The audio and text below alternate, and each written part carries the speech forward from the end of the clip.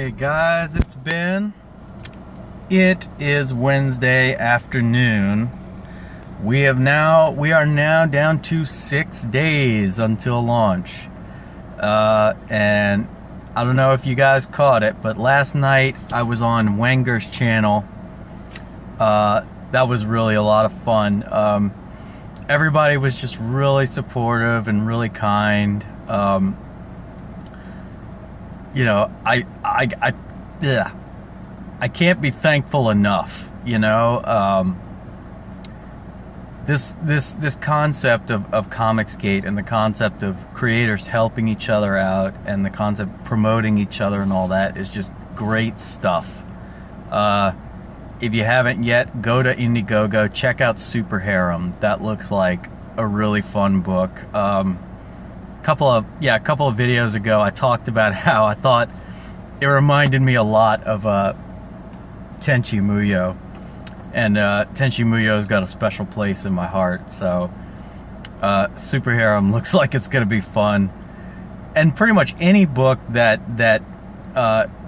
just says "F you" to this hypersensitive overanalyzation contingent of readers. The more the better. It's enough with the one-sided propaganda BS. It's enough. So anyway, I was watching a little bit before this video. I was listening to a little bit of news on the quartering video game stuff. Just kind of you know, it's bizarre for me because I feel like I'm a big video game fan and I love video games, but my sense of trust for the video game industry has gone very close to zero. In terms of one of the things Jeremy brought up in the quartering that I thought was a really good point was he was talking about how nowadays when a new game comes out, he just kind of waits a while to see, you know, if the bugs get fixed and, you know, when the price drops and everything. And I feel like that rings very true for me in some ways. I just don't trust new games anymore. Whenever I see a trailer and all, like, I can get excited for a trailer, but for the most part, unless it's something that I've been, like, really dying for, like the 7 remake, I just don't, like, I look at it with kind of a critical eye every time.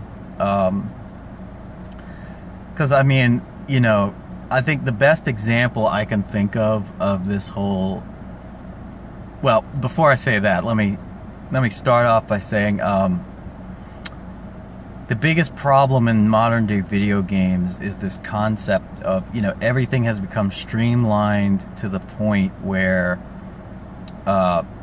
there's not enough wiggle room to correct certain mistakes or to just kind of rethink certain avenues, I think.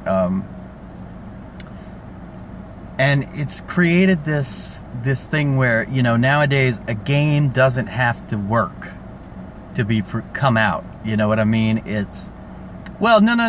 Like, we'll handle that with the updates. We'll just fix that later on sometime. You know, it's sort of fostered this culture of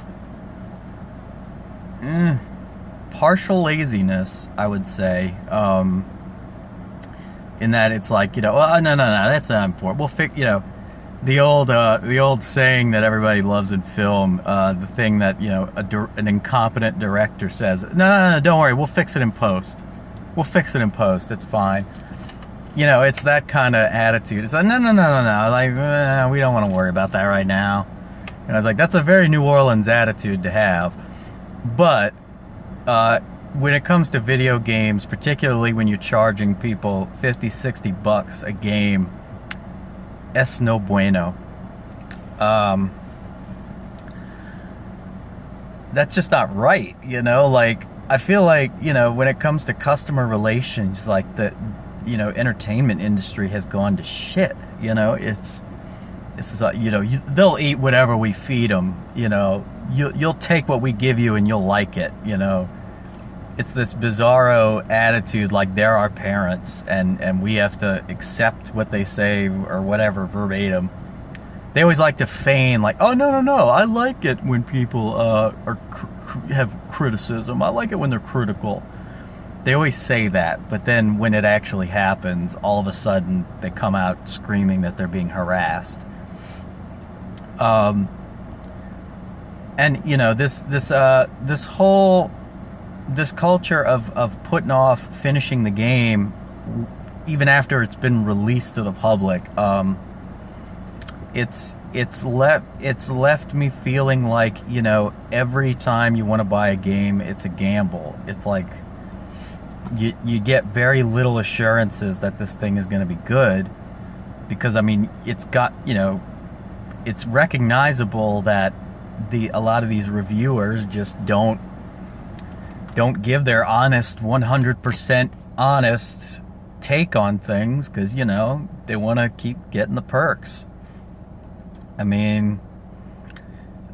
get that that's a pretty messed up position to be in, and I think ultimately this whole thing needs a reformation.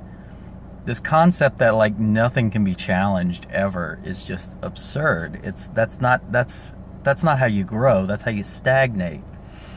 But anyway, I think the best example I felt about this was the release of Final Fantasy 15 for me.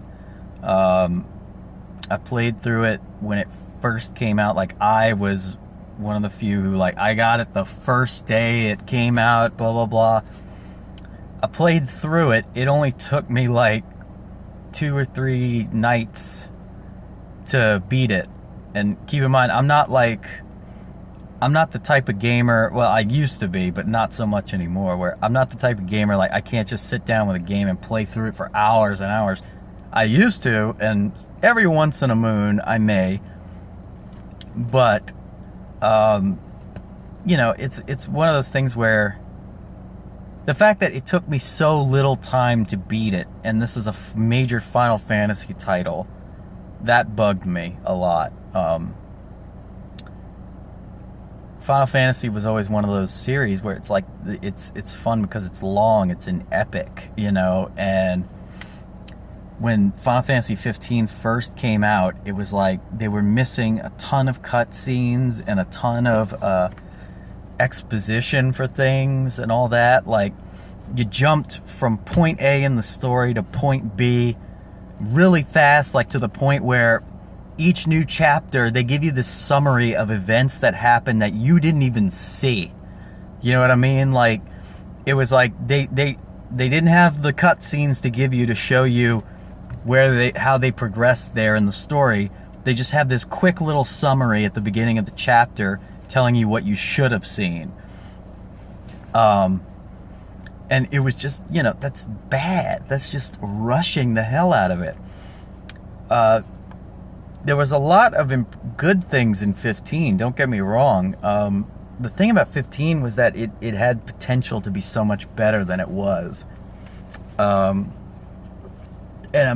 it was the fact that, all the releases beforehand of, press releases, 15 was always advertised.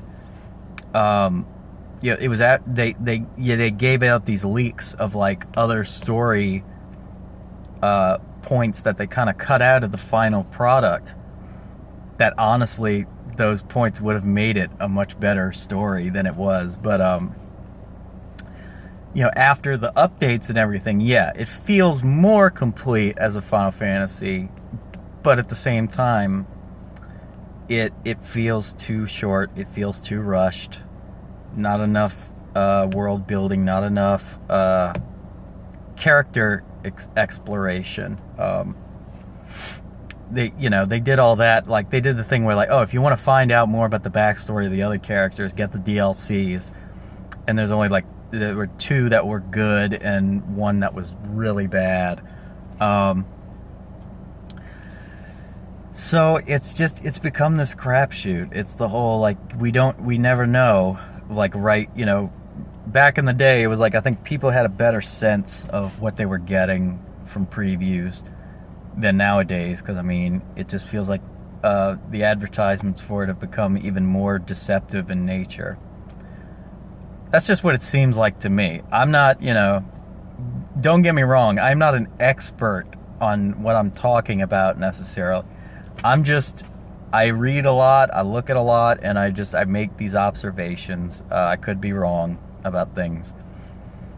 But I just think that in terms of storytelling, video games like Final Fantasy, RPGs, that we need more actual content in the game, not just this, you know,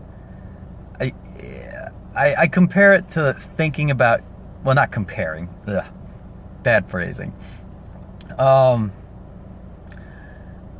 think about it in terms of Final Fantasy I think about it in terms of video games nowadays. What it is they seem to focus less on the story and on the actual structure of everything. Like, writing is down here. Everything else, the graphics, the design, and all that is gorgeous. It's phenomenal. It knocks you on your butt. And that's the thing, though, is like it's like we put all of our energy into the graphics. We leave nothing left for the actual content. It's just it bugs me as a writer. It bugs me because I like thick stories. I like good characters. I like good character arcs.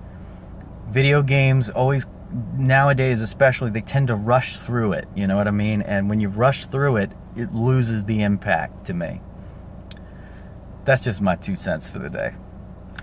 But special thank you to Captain Fuckhead for all you've done.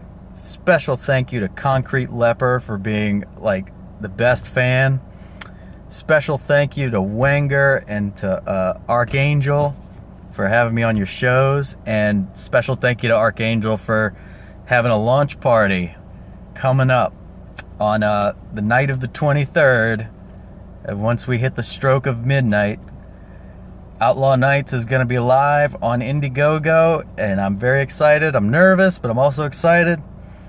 If you haven't signed up for the email list yet, please do it. We got the link in the description. I got the link in the description of every video I've done. So be sure to sign up for the email list, just so I can keep you up to date on what's going on. And also, you know, I put in the cover of the book. I gave that especially to people on the email list, and I'm probably going to send a new email before we launch for all the new people so that they can get it. Though the cover was visible on it's visible on the email page itself, kind of. There's a little preview thing. That part of the cover is in the preview. So you probably got a glimpse of it if you saw Arc City Comics or on Wenger. So anyway, be on the lookout for that. I'm going to come back tomorrow with another video for you guys. Thank you so much for watching this. Hit the like button, hit the subscribe button if you like it, and I will talk to you tomorrow.